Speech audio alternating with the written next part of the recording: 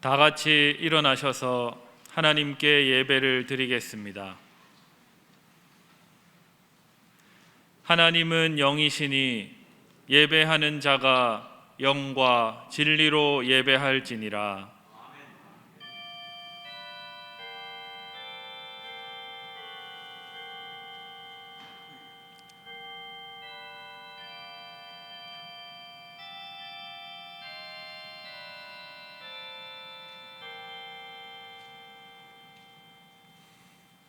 여호와의 이름을 찬양할지어다. 그의 이름이 홀로 높으시며 그의 영광이 땅과 하늘 위에 뛰어나심이로다. 그가 그의 백성의 뿔을 높이셨으니 그는 모든 성도 곧 그를 가까이 하는 백성 이스라엘 자손의 찬양받을 이시로다. 할렐루야. 아멘.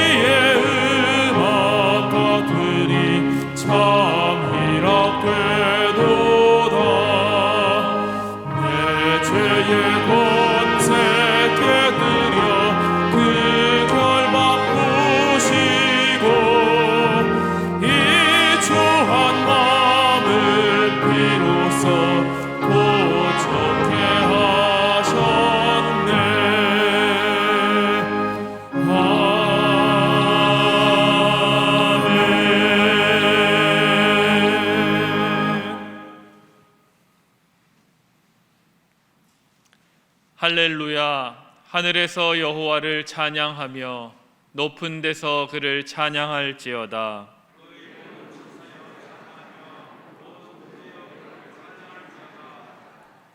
해와 달아 그를 찬양하며 밝은 별들아 다 그를 찬양할지어다.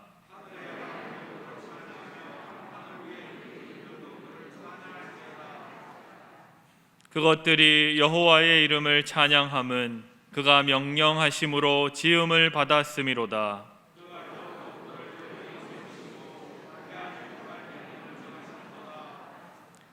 여호와의 이름을 찬양할지어다.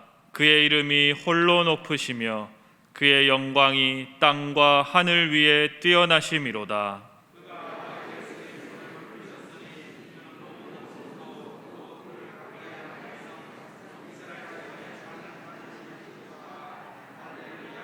아멘.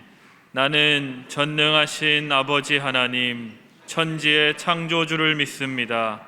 나는 그의 유일하신 아들 우리 주 예수 그리스도를 믿습니다. 그는 성령으로 잉태되어 동정녀 마리아에게서 나시고 본디오 빌라도에게 고난을 받아 십자가에 못 박혀 죽으시고 장사된 지 사흘 만에 죽은 자 가운데서 다시 살아나셨으며 하늘에 오르시어 전능하신 아버지 하나님 우편에 앉아 계시다가 거기로부터 살아있는 자와 죽은 자를 심판하러 오십니다. 나는 성령을 믿으며 거룩한 공교회와 성도의 교제와 죄를 용서받는 것과 몸의 부활과 영생을 믿습니다. 아멘. 자비로우신 하나님, 저희들이 한 주간 지은 죄를 생각하며 눈물로 통회하며 지극히 겸손한 마음으로 회개합니다. 저희들은 하나님을 믿는다 말하면서도 성령님의 음성을 거역하며 살았습니다. 주님만을 의뢰한다고 입으로 고백하면서도 믿음의 표현인 기도를 생활로 옮기지 못했습니다. 그저 방탕함으로 시간과 물질과 재능을 허비하였습니다.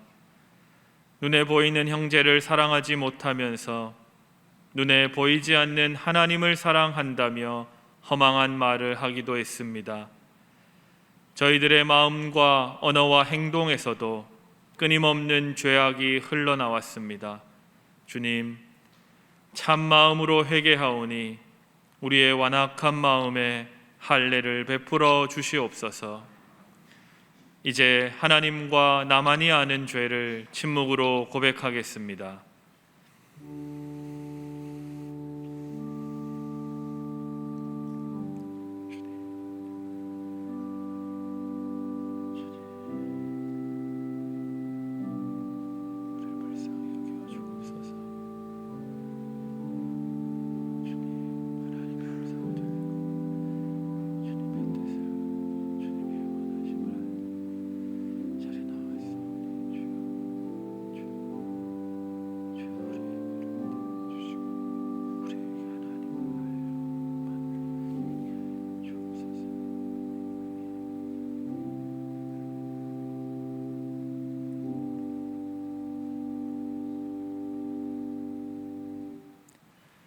우리가 아직 죄인 되었을 때에 그리스도께서 우리를 위하여 죽으심으로 하나님께서 우리에 대한 자기의 사랑을 확증하셨느니라. 이 말씀에 의지하여 여러분이 고백한 모든 죄가 사해졌음을 선언합니다. 아멘.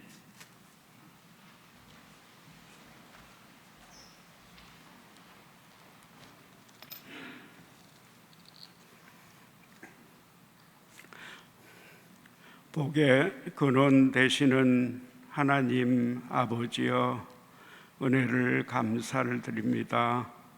지난 한 주 동안은 가을 새벽 기도회를 통하여 저희들 큰 은혜 받게 하여 주시고, 오늘 거룩한 성일을 맞이하여 하나님 앞에 나와 예배 드릴 수 있도록 은혜를 베풀어 주시니 감사를 드립니다. 사랑의 하나님, 저희들 신령과 진정으로 예배 드리오니 하나님, 이 예배를 온전히 받아 주시옵소서. 사랑의 하나님, 단위에 서서 하나님 말씀을 대언하실 김일성 목사님께 성령의 능력으로 함께하여 주셔서 선포하시는 하나님 말씀에 이 어렵고 힘든 이 시대에 큰 은혜가 풍성하게 임하게 하여 주시옵소서. 사랑의 하나님, 이 예배를 위해 수고하고 헌신하는 찬양대와 예배 이원들, 이름 없이 빛도 없이 봉사하는 분들 하나님 기억하여 주시고 복 내려 주시길 원하오며, 거룩하시고 사랑 많으신 예수 그리스도 이름으로 기도드립니다. 아멘.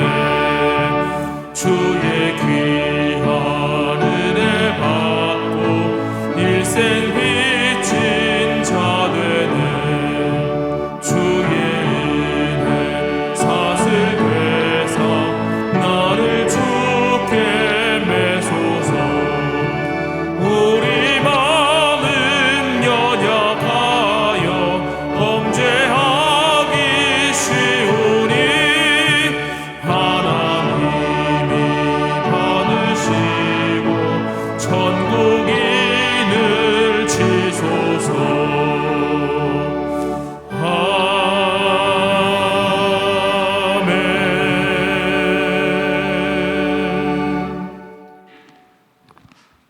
오늘 귀한 주일을 맞이해서 하나님 앞에 이렇게 예배당에서 그리고 각 가정에서 영상으로 예배하시는 우리 사랑하는 신일의 모든 성도들에게 하나님의 크신 은혜가 함께 하시기를 주님 이름으로 축복합니다.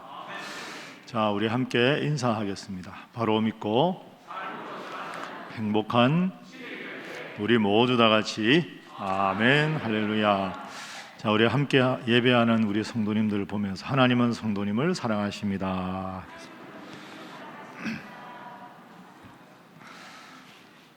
네, 교회 소식 알려드리겠습니다. 주보 참조하시기 바랍니다. 오늘 1부 예배는 우리 김일성 목사님께서 설교해 주시겠습니다. 1번 광고입니다. 주일 예배, 수요 기도회, 새벽 기도회는 예배당 예배와 온라인 예배로 함께 드립니다. 그래서 예배당에서 예배할 수 있는 인원이 접종 완료자인 경우에는 400명까지 예배당에서 예배를 드릴 수 있으니까 이제 좀 편안한 마음으로 예배당에 와서 그렇다고 지각하지 마시고 일찍 와서 기도하시고 예배하시면 되겠습니다. 그리고 여러분 다음 주일이 우리 추수감사 주일 겸 창립기념 예배 겸 온세대 예배입니다. 그런데 아시는 대로 온세대 예배라고 해도 아직 아이들이 접종을 안 했기 때문에 평상시 같이 예배당에서 아이들과 함께 예배 드릴 수는 없습니다. 그래서 꼭 기억하십시오. 다음 주 우리 작년은 지금처럼 1, 2, 3부 예배를 그대로 드립니다. 그리고 전도사님들, 목사님들이 한 우리 연극 설교는 영상으로 하고 제가 설교하는 기존과 똑같은 예배를 드리고 각 가정에서 교육부 예배는 따로 없습니다.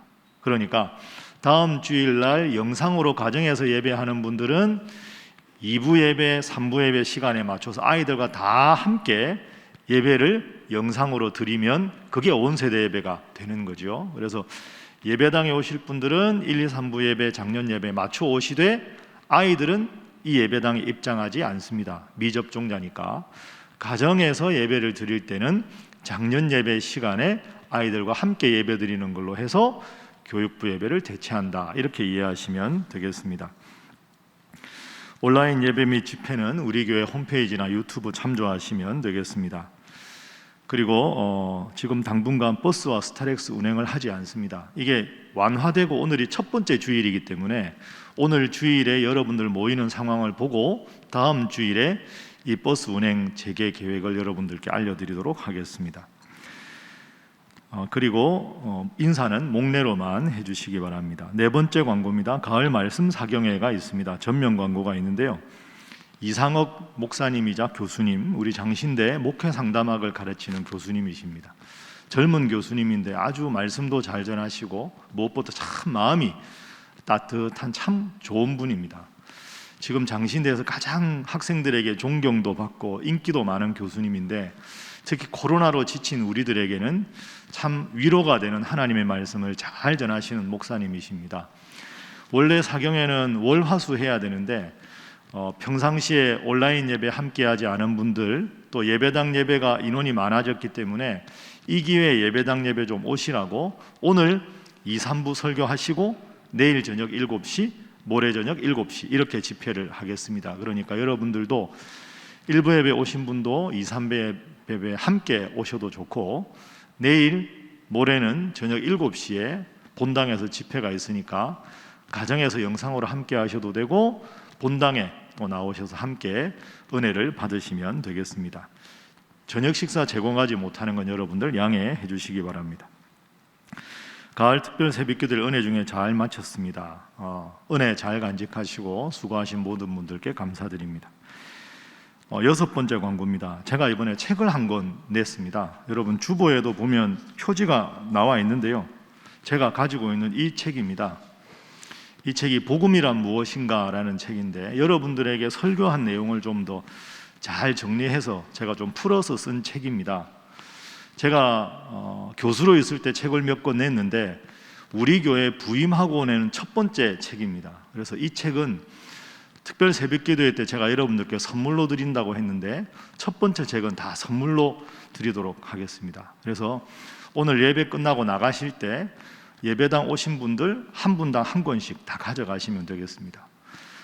그래서 제 개인적인 바람은 오늘 예배 오신 분들은 한 권씩 가져가시고 내일도 집회가 있고 모레도 집회가 있고 다음 주일까지 있으니까 평상시에 예배당에 안 오시던 분들도 이 기회에 오늘이든 내일이든 모레든 다음 주일이든 한 번은 예배당에 오셔서 예배당 예배를 모처럼 회복하시고 이 책도 선물로 받아가시면 좋겠다 이렇게 생각합니다. 그래서 오신 분들만 가져가시고 추가로 혹시 구입하실 분들은 사무국에 문의해 주시고 우리 구역 식구들 다 줘야 된다고 여러 권 가져가시는 건 뜻은 고맙지만 또 그렇게 하다 보면 이게 너무 무분별하게 되니까 예배당 예배 끝나고 나가실 때 한 권씩 가져가시면 되겠습니다. 그래서 다음 주까지는 이 책을 1인당 한 권씩 무료로 드리고요. 제가 11월 첫째 주에 책이 두 번째 책이 또 나옵니다. 그 책은 죄송한데 돈 받고 팔겠습니다. 한 권에 10,000원인데요.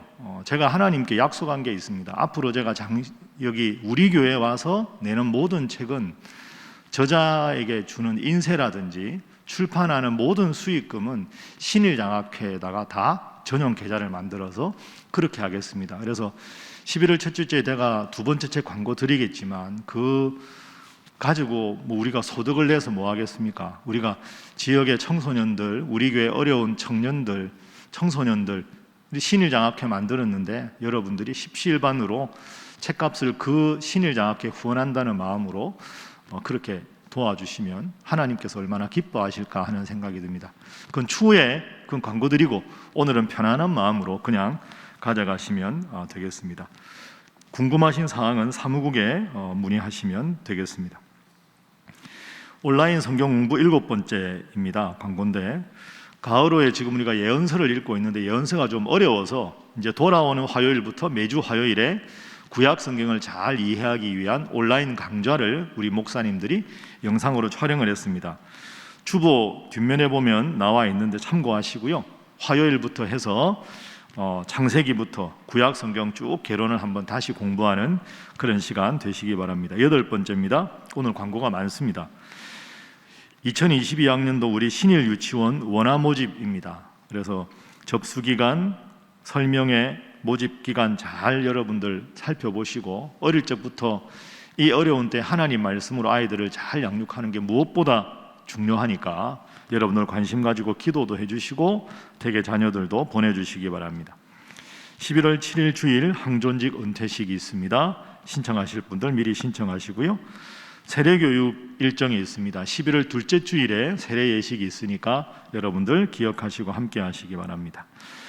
마지막 광고입니다. 우리 본교회 김중효 장로님께서 지난 목요일에 있었던 서울로의 제201회기 장로 부노회장으로 당선이 되셨습니다. 그래서 노회 산하 모든 교회를 가장 대표로서 장로로서 이제 행정적으로 돕고 섬겨야 하는 일인데 이 일을 잘 감당할 수 있도록 여러분 함께 기도해 주시고 또 격려해 주시기 바랍니다.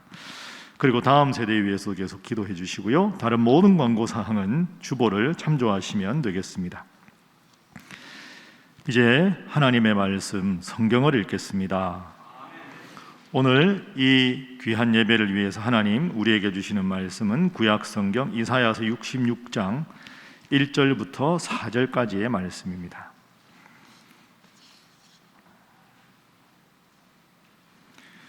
구약 성경 이사야서 66장 1절부터 4절까지 말씀을 저와 여러분이 한 절씩 교독하겠습니다.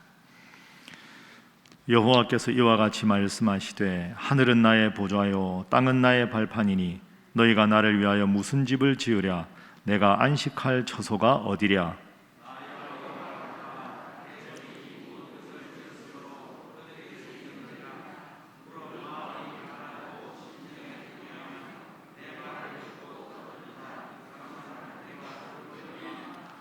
소를 잡아 드리는 것은 살인함과 다름이 없이 하고 어린 양으로 제사 드리는 것은 개의 목을 꺾음과 다름이 없이 하며 드리는 예물은 돼지의 피와 다름이 없이 하고 분향하는 것은 우상을 찬송함과 다름이 없이 행하는 그들은 자기의 길을 택하며 그들의 마음은 가증한 것을 기뻐한즉 나 또한 유혹을 그들에게 택하여 주며 그들이 무서워하는 것을 그들에게 임하게 하리니 이는 내가 불러도 대답하는 자가 없으며 내가 말하여도 그들이 듣지 않고 오직 나의 목전에서 악을 행하며 내가 기뻐하지 아니하는 것을 택하였음이라 하시니라. 아멘.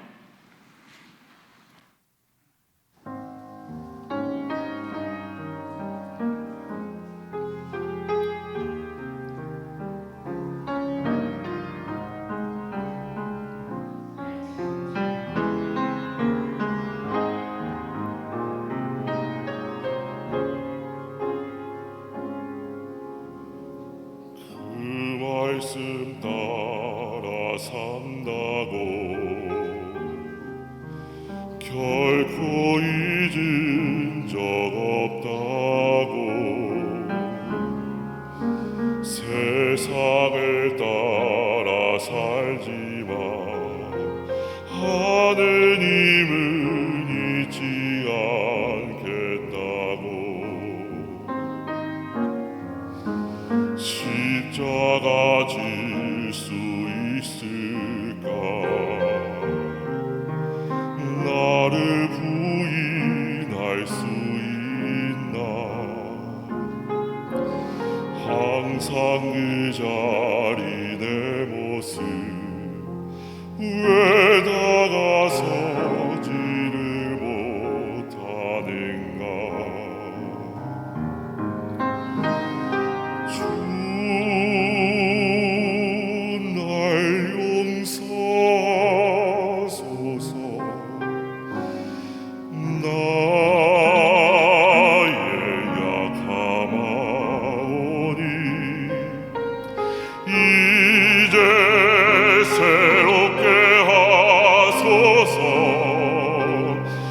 주님 사랑의 도구로 비록 이 세상 안에 살아도 내 안에 많은 소리 들어도 나는 세상의 빛으로 오신 주님의 승리하며 살겠네.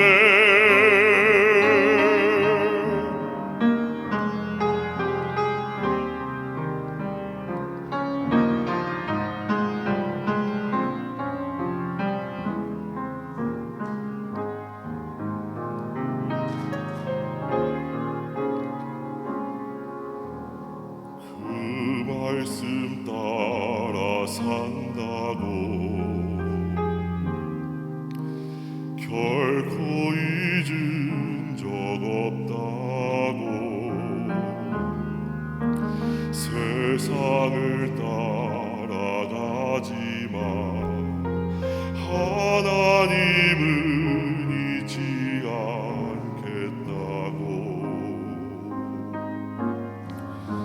십자가 질 수 있을까 나를 부인할 수 있나 항상 그 자리 내 모습 왜 다가서지를 못하는가 주 날 용서하소서 나의 약함하오니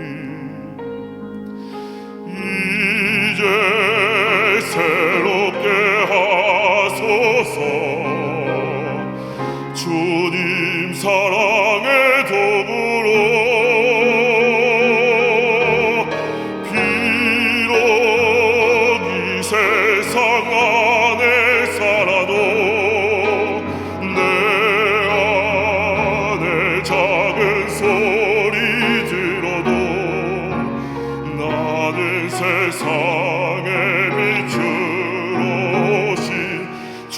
주님의 이름으로 승리하며 살겠네.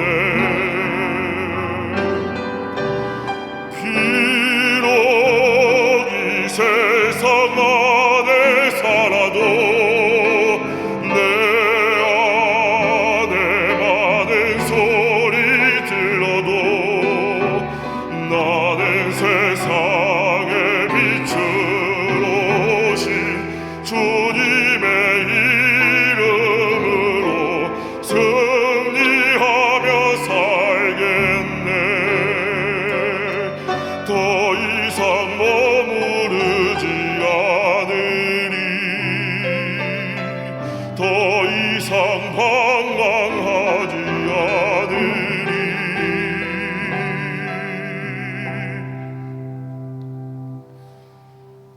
더 이상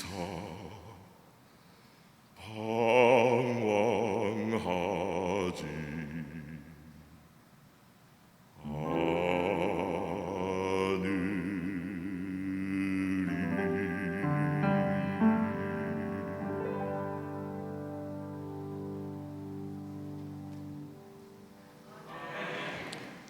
아멘. 우리 하나님께 영광의 박수 올려드리겠습니다.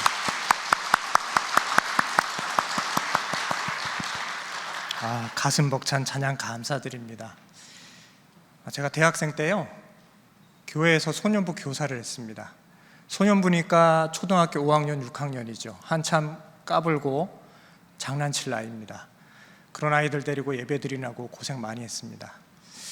그때는 주일에 오후 예배가 있었습니다. 오후 예배 드리는 아이들은 주로 이제 엄마 아빠가 교회에서 봉사를 하기 때문에 하루 종일 교회에 남아있는 아이들이다 보니까 한 12명, 13명 이 정도가 남아서 같이 예배를 드렸거든요. 그런데 예배는 예배지만 주로 활동하는 그런 놀이를 아이들하고 주로 했죠. 그날은 우리 전도사님이 애찬식을 한번 하고 싶다고 그러셔가지고 저를 심부름을 시키셔서 가게에 가서 포도주스하고 빵을 좀 사오라 하셨습니다. 그래서 제가 가게에 가가지고 포도주스를 사오고 제과점에 가서 큰 밤빵 2덩어리를 사가지고 왔습니다. 이제 예배가 시작이 됐죠. 빵을 접시에 올려놓고 제가 들고 있었어요. 전도사님이 애찬식의 의미를 설명을 해주셨습니다. 우리 예수님께서 십자가에 달려 돌아가실 때에 당신의 피를 흘리시고 살이 찢기우셨다. 그걸 기억하고 기념하기 위해서 여러분들하고 이 애찬식을 한다. 설명을 해주셨어요. 그리고 한 명씩 나와서 우리 김일석 선생님이 들고 있는 접시에서 빵을 떼가지고 가라. 먹을 만큼만 떼가지고 가라. 이러셨어요. 그러니까 아이들이 한 명씩 나와서 줄을 섰습니다. 제가 들고 있는 빵 접시 위에 있는 빵을 떼가기 시작했어요. 앞에 나온 아이들은 수줍으니까 조금씩 떼가지고 들어가는 겁니다. 그런데 이 장난기 많은 이제 5, 6학년 남자친구들이 욕심이 드는 거죠. 오우니까 출출하잖아요. 그래서 이 빵을 어른 주먹만하게 한 움큼을 떼가지고 들어가는 거예요. 앞에 있는 아이가 그렇게 떼가니까 뒤에 있는 아이도 보고 저렇게 되나 보네. 그러고선 뒤에 있는 아이들도 따라서 또 빵을 한 움큼 떼가지고 가는 겁니다. 그러다 보니까 맨 뒤에 남아있었던 3, 4명의 아이들이 가지고 갈 빵이 남은 게 없어요.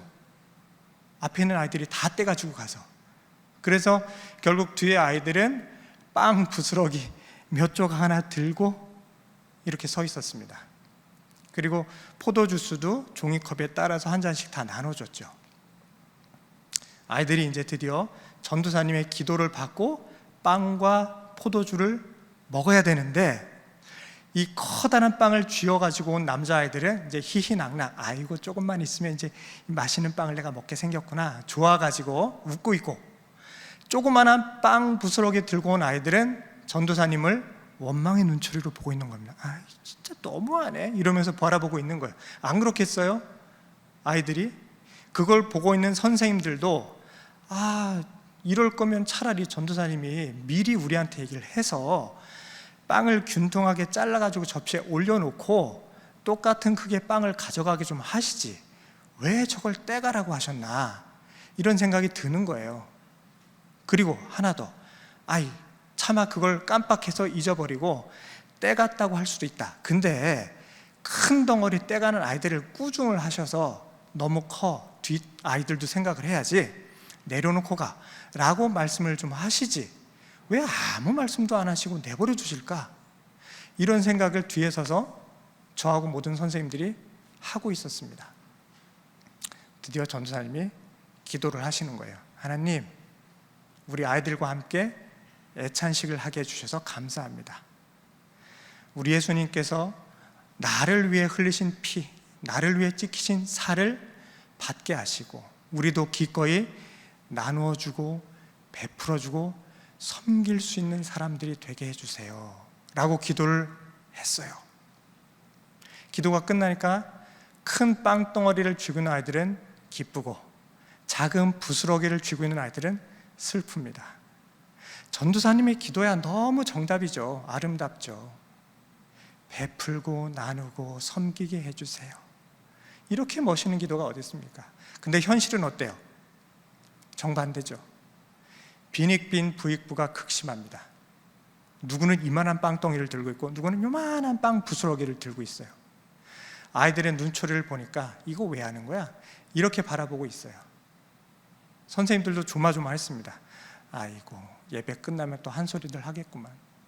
이 생각을 하고 있는 찰나에 전도사님이 아이들한테 이렇게 말씀해 주셨어요. 자, 앞에 있는 아이들은 뒤에 있는 아이들하고 짝 지어서 서로 마주보고 서세요.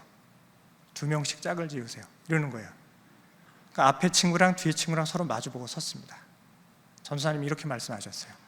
자기 손에 들고 있는 빵을 앞에 친구한테 먹여주겠습니다. 이렇게 얘기하시는 거예요. 역전이 일어났습니다. 인생 역전. 네. 큰 빵덩어리를 들고 있는 아이들, 뭐야 이게? 이런 표정을 짓기 시작했고, 이제 빵 부스러기를 들고 있는 아이들은 아싸! 이러면서 환호작약하기 시작을 한 거죠. 그 장면을 보면서 아하, 하나님 나라에 일하는 방식이 바로 이와 같겠구나 라고 그때 생각을 했습니다. 평생 내 욕심 차리겠다고 긁어 모으고 움켜쥐고 다른 사람이 갔건 못 갔건 생각하지도 않고 내 배만 불리겠다고 평생 살아온 사람들, 하나님이 그런 사람들을 가만 놔두실까? 평생 성실하게 일했는데, 진짜 뼈 빠지게 일했는데, 근데 그 일의 보상도 제대로 받지 못하고 부스러기 같은 거 하나 들고 있는 그런 사람들, 하나님은 그냥 가만히 내버려 두실까? 아닙니다. 결정적인 순간에 역전이 일어납니다. 평생 내 욕심껏 긁어 모았으나 그거 내 재산 아닙니다. 내 뱃속으로 들어가지 않아요. 하나님은 결코 그걸 좌시하지 않으십니다. 정말 성실하게 일했는데, 진짜 가족들 위해서, 이 사회와 나라를 위해서 열심으로 충성봉사했는데 받은 보상이라고는 쥐꼬리만한 사람들, 얼마나 억울하겠습니까? 얼마나 속 터지겠습니까? 그런 분들 하나님이 결코 내버려 두지 않으십니다. 하나님의 나라는 공평과 정의의 나라입니다. 우리 하나님이 일하시는 방식을 그날 소년부 아이들과 함께 애찬식을 하면서 경험을 했습니다. 그런 하나님 믿으시기 바랍니다. 꼭 주위의 사람들을 먼저 생각하시기 바랍니다. 내가 이걸 움켜쥐었을 때 혹시 내가 남의 것을 뺏는 건 아닐까? 나라와 민족을 먼저 생각하시기 바랍니다. 기독교인들은 결코 이기적인 사람들이 아닙니다. 욕심 부리는 사람들이 아니에요. 이타적인 사람들입니다. 남을, 세상을 먼저 생각하는 사람들입니다. 오늘 이사야서 말씀이 이렇습니다. 오늘 읽은 본문이 이사야서 66장입니다. 1장부터 66장까지 참으로 성경에서 시편을 제외하고는 가장 긴 성경 말씀인데, 1장 심판의 메시지부터 시작해서 66장 심판의 메시지까지 참으로 일관되게 심판을 말하고 있고 통렬한 회개를 선포하고 있습니다. 우리가 새벽마다 한 달 넘게 이사야서 말씀을 읽어왔는데 참 수고 많으셨습니다. 피곤하셨죠? 마음이 많이 힘드셨죠? 압니다. 목사라고 안 그렇겠습니까? 저희들도 마음이 몹시 힘이 듭니다. 이런 심판 메시지 설교하기 정말 힘들어요. 저희들도 달콤한 하나님의 말씀 증거하고 싶어요. 웃고 싶어요. 회복의 이야기, 승리하는 이야기 들려드리고 싶다고요. 왜 안 그렇겠어요? 인간인데 똑같죠. 그런데 어찌합니까? 성경에 이 말씀이 이렇게 길게 쓰여져 있는데 이스라엘의 역사가 왜 실패했는지 똑똑히 보라고 예언자들이 다 기록해 놨는데 이걸 무시할 수 있겠습니까? 이걸 무시하고 달콤한 이야기만 들려드린다면 그건 목회자로서 직무유기입니다. 그래서는 안 돼요. 말씀이 있기 때문에, 하나님이 선포하라 명하셨기 때문에 저희들도 이 말씀을 들고 단위에 설 수밖에 없습니다. 그러니 쓰디쓴 말씀이라 하더라도 우리가 달게 받아야 나의 영혼이 성장하고 교회가 건강해질 줄 믿습니다. 회복 좋지요. 승리하는 이야기 좋지요.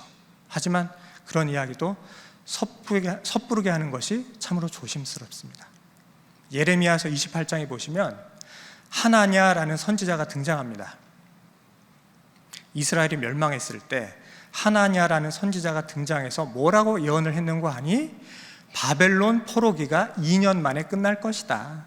2년 만에 끝나고 포로에서 다 돌아와 옛 땅을 회복하고 성전을 회복할 것이다 라고 하나냐가 예언을 했습니다.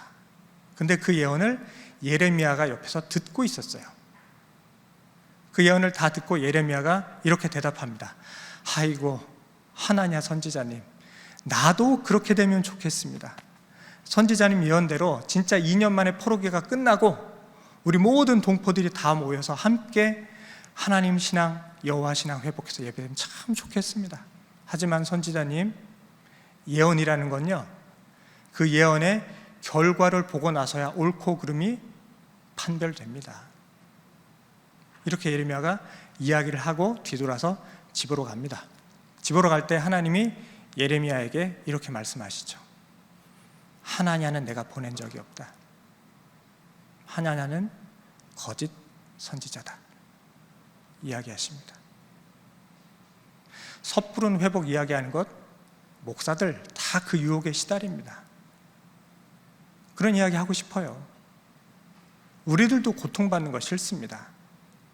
참담한 일 겪는 거 쉽지 않아요. 누군들 그걸 원하겠습니까? 하지만 하나님께서 정하신 때가 있습니다. 바벨론 포로기가 왜 70년이었겠습니까? 잘 생각해 보십시오. 70년이면 한 세대를 30년이라고 잡았을 때 두 세대하고도 10년이 더 간 시절입니다. 다시 말해서 바벨론으로 포로를 끌려간 유대인들이 옛 땅 이스라엘을 기억하지 못하고 옛날 구약시대 때 희생 제사를 기억하지 못하는 새로운 세대, 뉴 제네레이션이 태어났을 때 그때서야 이스라엘을 회복시키겠다라고 말씀하신 겁니다. 70년이 그냥 나온 숫자가 아닙니다. 다 하나님의 뜻이 있고 섭리가 있습니다. 그만큼 바벨론 포로로 끌려가서 너희들의 과거를 돌이켜서 통렬히 회개, 반성하라. 그리고 온전히 새 사람이 되어라 라고 말씀하신 시간, 정해준 시간이 70년입니다. 출애굽 광야 생활이 40년인데 왜 40년이겠습니까? 이집트를 기억하고 추억하면서 그때 고기가마 옆에서 고기를 구워 먹던 그 시절이 너무 그립네. 왜 모세는 우리를 여기로 끌고 와서 다 죽게 만드나 라고 불평했던 사람들, 이집트 시절을 기억하고 다시 돌아가고자 한 사람들이 다 죽게끔 내버려둔 시간이 40년이었습니다. 그래서 가나안 땅에 들어간 사람들은 이집트를 기억하지 못한 세대들, 광야에서 태어나서 자란 젊은 세대들만 가나안 땅에 들어갑니다. 그러니 회복은요, 심판 후에 오게 됩니다. 심판 후에 통렬한 성찰과 회개가 있어야만 회복이 오게 됩니다. 그래서 쓰듯은 말씀이지만 우리가 이사야서 66장 읽어오면서 참으로 마음이 많이 불편하셨겠지만 오늘 정리하면서 다시금 하나님께서 우리 교회 또 한국 교회가 어떤 교회가 되기를 원하시는지 돌이켜보는 마음으로 오늘 본문을 살펴보고자 합니다. 하나님께서 구약시대 신앙, 구약시대 제사가 잘못됐다, 그런 제사는 내가 받지 않겠다라고 여러 차례 이야기를 하십니다. 그러면서 오늘 1절에서 하신 말씀이 하늘이 내 보좌고 땅이 내 발판이다 라고 말씀을 하십니다. 하늘이 나의 보좌고 이 땅, 이 지구가 내 발판이다. 상상을 해보세요. 저 하늘이 하나님의 보좌랍니다. 하나님이 저 하늘을 이렇게 안고 계신 거예요. 그리고 하나님의 두 발은 이 땅을 딛고 계신 겁니다. 이처럼 거대하고 압도적인 위용을 가진 하나님을 우리가 어찌 이 좁은 예배당에 가둬놓을 수 있단 말입니까? 그래서 구약의 성전 중심의 신앙이 틀렸다라는 이야기를 하나님이 직접 하고 계신 겁니다. 구약 시대 때 하나님께서 심판하신 잘못된 신앙관은 크게 세 가지입니다. 첫 번째가 성전 중심의 신앙관, 두 번째가 절기 중심의 신앙관, 세 번째가 희생 제사. 이 세 가지인데 하나님께서 다 틀렸다, 나 그런 예배 안 받겠다 라고 말씀하십니다. 성전 중심의 신앙이 왜 틀렸나 놀라셨죠?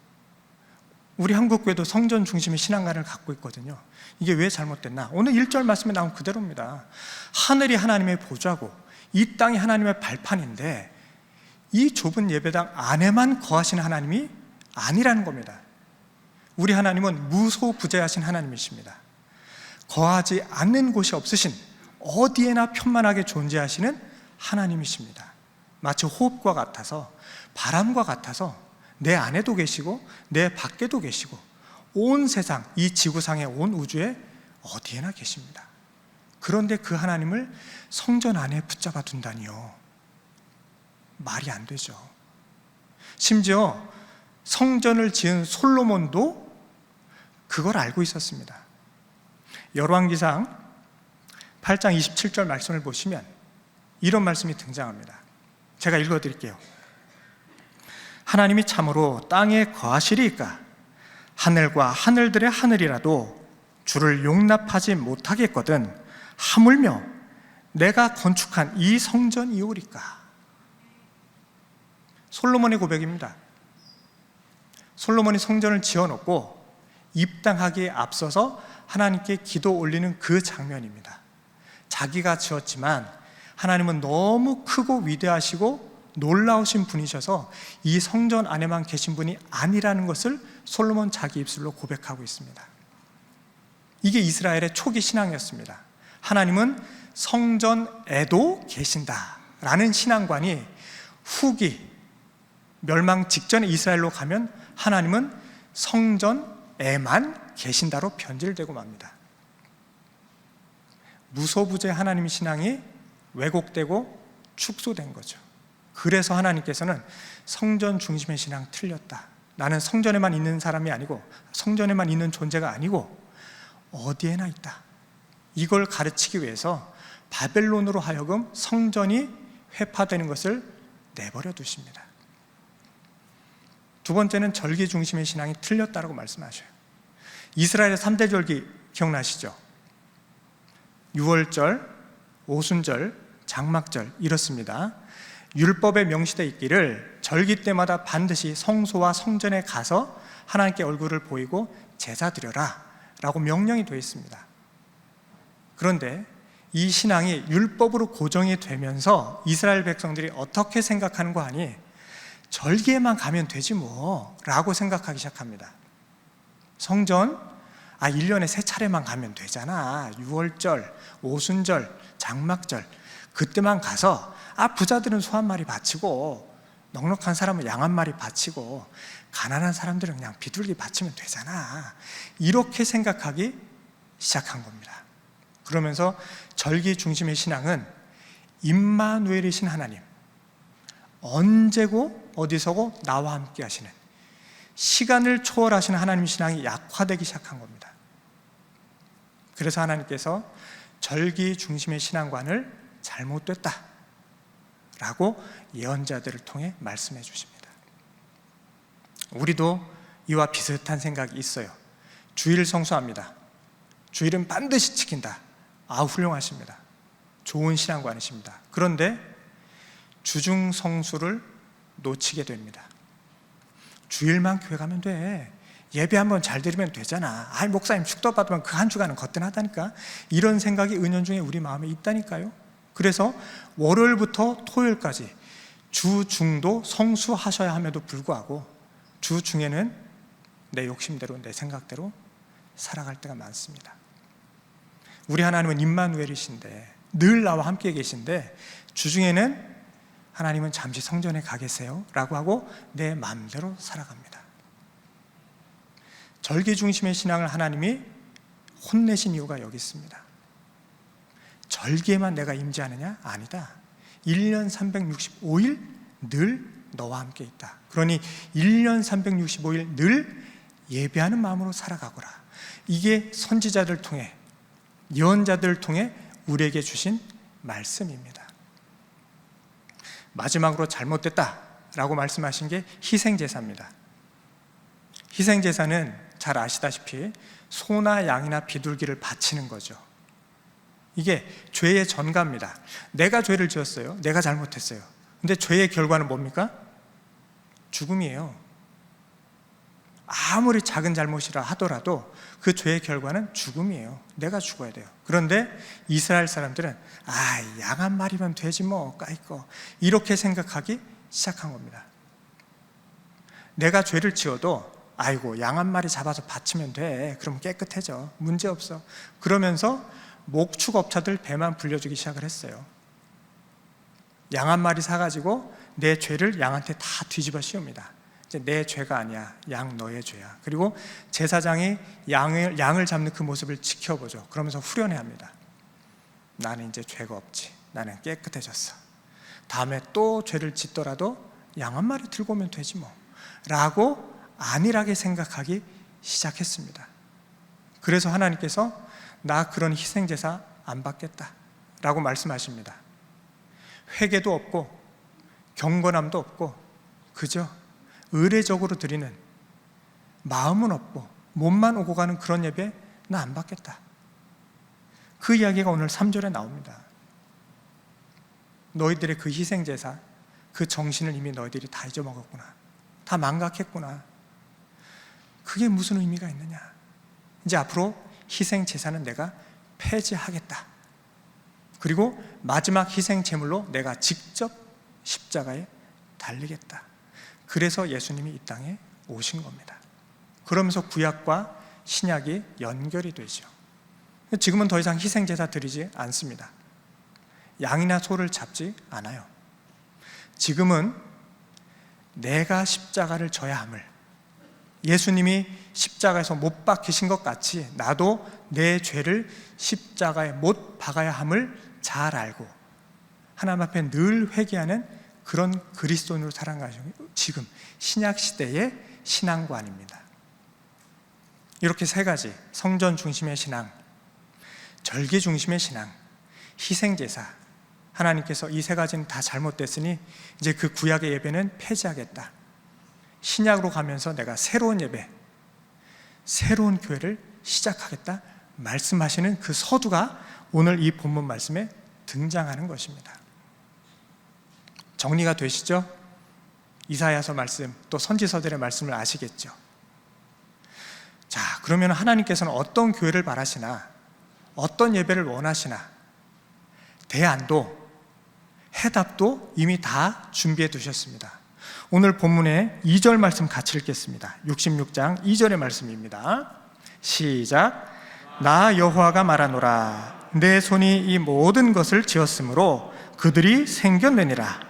무릇 마음이 가난하고 심령에 통회하며 내 말을 듣고 떠는 자, 그 사람은 내가 돌보려니와. 아멘.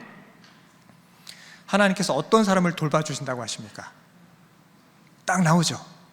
세 가지입니다. 첫 번째, 마음이 가난한 사람. 두 번째, 심령에 통회하는 사람. 마지막으로 내 말을 듣고 떠는 사람, 그 사람은 내가 받아주겠다. 그런 사람이 드리는 예배는 내가 얼마든지 받겠다라고 말씀하십니다. 개인도 이렇고 교회도 똑같습니다. 하나님께서 어떤 교회, 어떤 예배를 받으실까? 첫 번째, 마음이 가난한 교회입니다. 마음이 가난한 교회. 원문으로 보면 이 가난하다는 것이 경제적인 의미, 돈에 있고 없음을 뜻하는 게 아닙니다. 그러니까 영어 성경에는 이 단어를 humble, 겸손함 이렇게 번역을 해놨어요. 마음이 겸손한 사람, 마음이 겸손한 교회, 그런 교회를 하나님이 찾고 계신다, 이 말씀입니다. 제가 아는 어느 교회는요, 1년 교회 예산을 책정해 놓잖아요. 그 예산은 다 헌금입니다. 성도님들이 감사한 마음으로 또 기도하는 마음으로 하나님 앞에 예물을 드리잖아요. 그 예물을 가지고 1년 예산을 구성을 합니다. 그런데 이 예산을 집행하다 보면은 남는 경우가 있어요. 근데 제가 아는 그 교회는 연말에 예산이 많이 남았을 때 그 예산을 다 사용합니다. 그래서 새해 1월이 됐을 땐 교회 통장 잔고 빵원에서 다시 시작합니다. 왜 그런 거 하니? 이 말씀 때문에 그렇습니다. 교회는 가난해야 된다. 성도들은 부유해야 하지만 교회는 가난해야 된다. 왜냐하면 교회는 회사와 달리 이익을 추구하는 집단이 아니잖아요. 우리는 신앙과 예배하는 사람들입니다. 우리가 헌금을 모으는 이유가 어디에 있습니까? 다 선교와 구제 때문에 하는 겁니다. 선교와 구제를 위해서 하는 거예요. 그래서 그 교회는요, 예산이 많이 남으면 연말에 선교비로 다 보내고 구제비로 다 보내버려요. 잔고를 빵원으로 만들어버립니다. 그리고 새해부터 다시 시작을 해요. 그 교회는 교회도 건축하지 않았어요. 상가에 새들어 살고 있습니다. 근데 그걸 기뻐해요. 왜냐하면 하나님 마음에 합한 사람 되기 위해서 교인들이 합의했기 때문에 우리는 교회 이름으로 재산을 갖지 않겠습니다 라고 작심을 하고 아예 건축할 생각, 건물을 매입해서 들어갈 생각을 안 합니다. 아예 상가 건물에 살면서 오히려 세를 내면서 우리의 헌금을 가지고 진짜 구제하고 선교하는 데만 씁시다 라고 합의한 교회예요. 마음이 가난한 교회입니다. 가난하다는 뜻이 바로 이거예요. 내 것이 내 것이 아닙니다 라고 고백하는 이들이 모인 곳이 교회입니다. 처음에 말씀드렸죠. 빵덩이를 크게 떼간 아이들이 있습니다. 욕심 때문에 그랬어요. 내가 먹을 거라고 생각했어요. 그런데 하나님이 그걸 허락하지 않으세요. 얘야, 그거 네 거 아니다. 네 친구를 위해서 네가 잠시 보관하고 있을 뿐. 나누어 주어라, 먹여 주어라. 하나님이 그렇게 말씀하십니다. 교회는 바로 그런 것입니다. 교회는 재물이 머물러 있는 곳이 아니에요.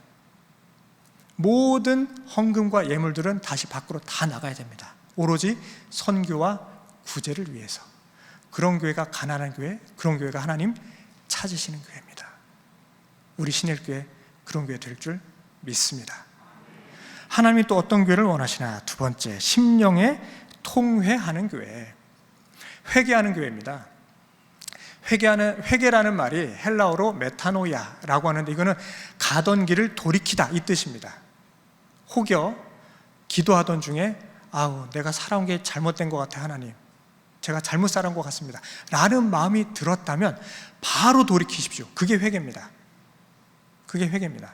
근데 아유 여기까지 왔는데 어떻게 돌아가, 모르겠다, 일단 끝까지 가보자 라고 하는 건 고집입니다.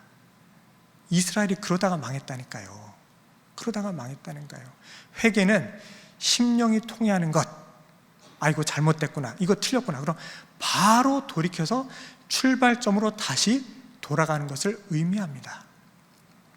하나님은 이런 교회를 원하십니다. 한국 교회가 지금 사회적으로 지탄을 많이 받고 있어요. 어느 카톨릭 신부님이 이러시더라고요. 중세 카톨릭이 타락했을 때 그 모습을 지금 한국 교회가 다 가지고 있다고. 그래서 개신교가 심히 우려된다고 하시더라고요. 신부님이 개신교회를 걱정해주고 있습니다. 이래서야 되겠습니까?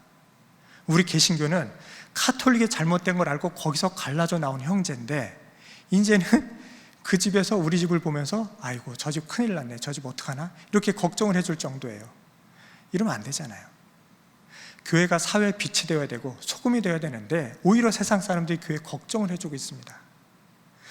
우리가 잘못된다는 걸 알았다면, 한국교회가 잘못된 길을 걸어가고 있다는 걸 깨달았다면 돌이켜야 됩니다. 심령에 통회하는 교회, 다시금 초심을 회복해서 첫 출발지로 돌아가는 교회, 이런 교회를 하나님이 찾고 계십니다. 우리 신일교회도 어려움을 겪어와서 아실 겁니다. 다시 첫 출발 선상으로 가시면 됩니다. 다시 출발하면 됩니다.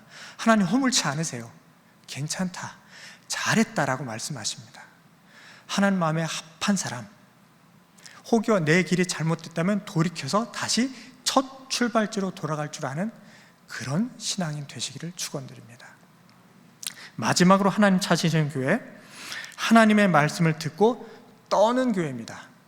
떤다, 이 트램블링이거든요. 벌벌 떠는 거거든요.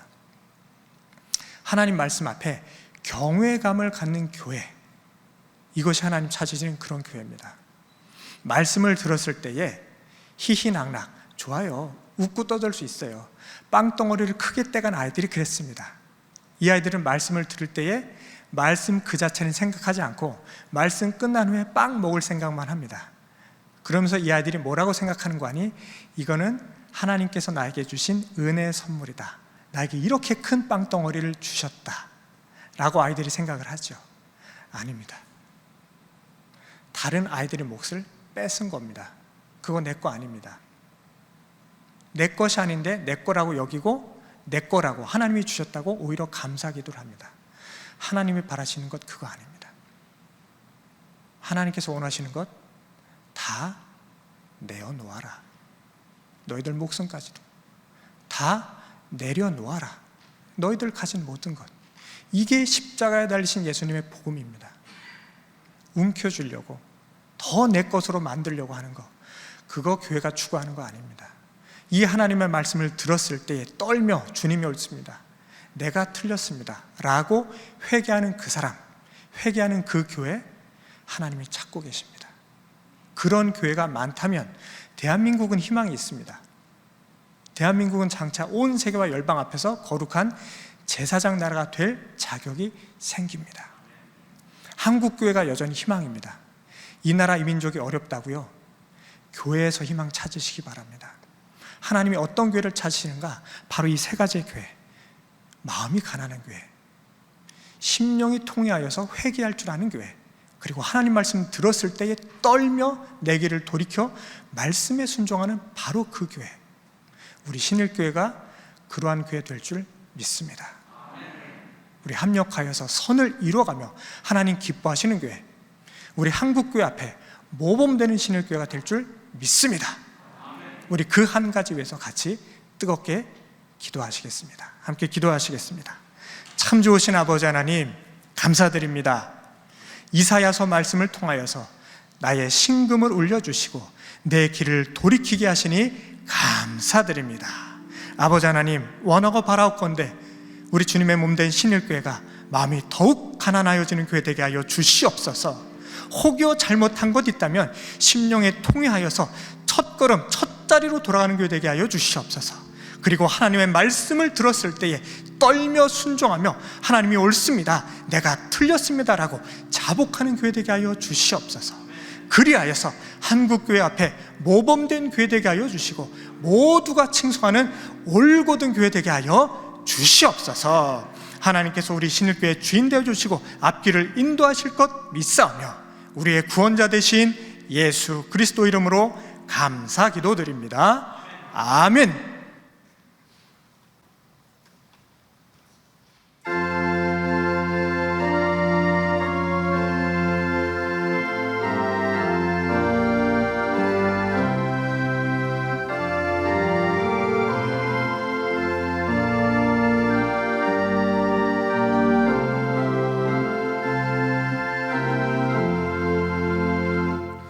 하나님 사랑은 온전한 참 사랑 내 맘에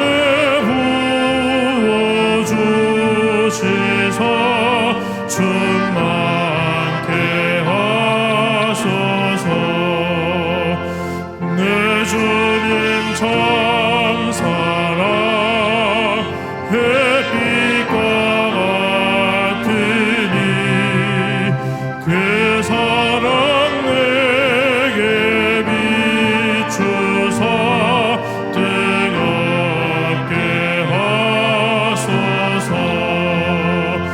그 사랑 앞에는 풍파도 그치며 어두운 밤도 하나니 그 힘이 크도다. 하나님 사랑은 온전한 참사랑 내 맘과 영에 채우사 새 힘을 주소서. 아멘.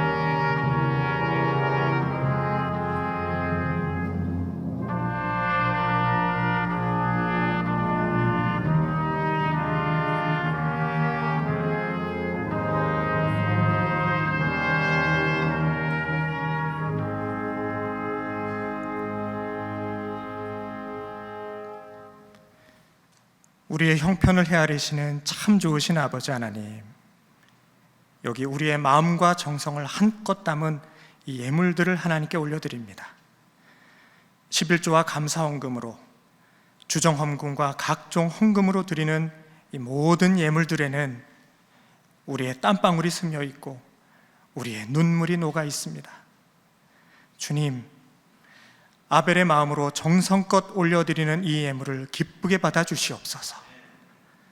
이루고픈 간절한 기도 제목도 담겨 있사오니 병석에 누워있는 이들을 일으켜 주시고 수험생들에게는 지혜와 명철을 더하여 주시며 경제적으로 어려움 당한 가정에는 차고 넘치는 복이 있게 하여 주시옵소서. 한 주간의 우리의 행사 역시 형통하게 하셔서 주의 손으로 나를 도우사 환난을 벗어나 근심이 없게 하시고 내 영혼이 잘됨 같이 범사도 잘 되게 하여 주시옵소서.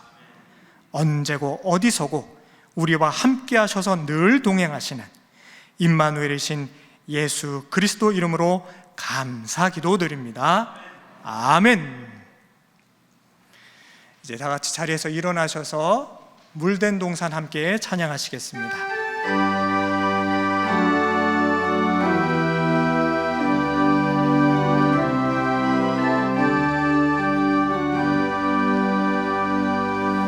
주님 나를 항상 인도하시니 메마른 땅에서도 나를 만족시키니 나는 물든 동산 같겠고 마르지 않는 샘 같으니 나는 물든 동산 같겠고 마르지 않는 샘 같으니. 서로를 축복하며 찬양하겠습니다. 주님 나를 항상 인도하시니 메마른 땅에서도 너를 만족시키니 너는 물든 동산 같겠고 마르지 않는 샘 같으니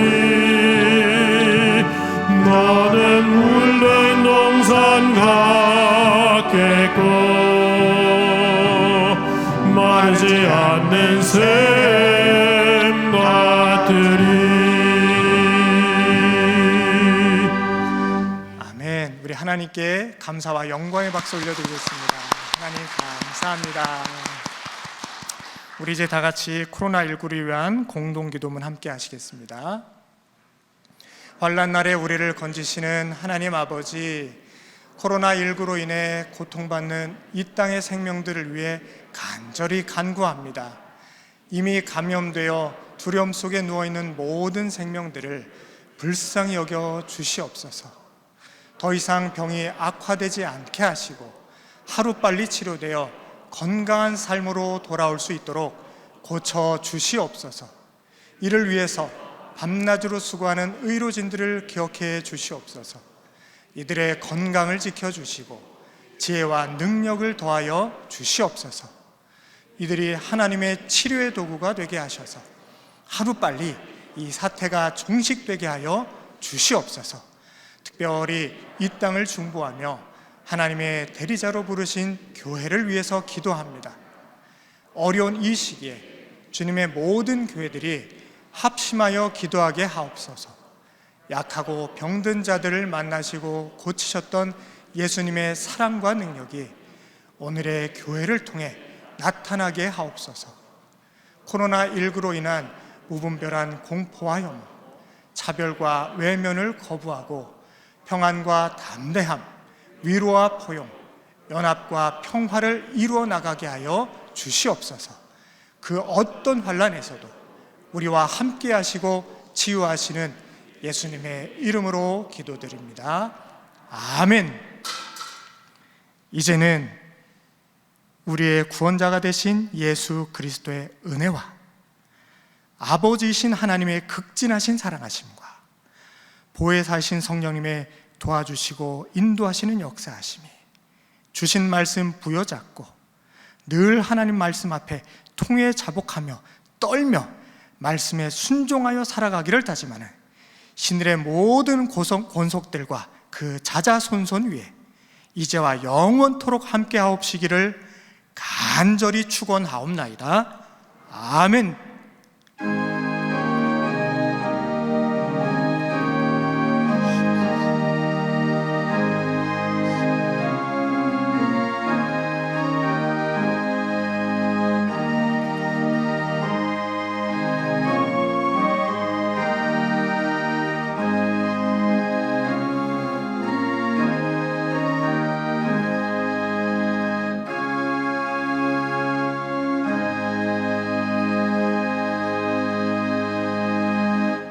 안내 말씀드리겠습니다. 퇴장하실 때는 거리 두기를 유지하면서 중앙 계단을 이용하시고 본당 4층에 계신 분들은 잠시 기다렸다가 퇴장해 주시면 좋겠습니다.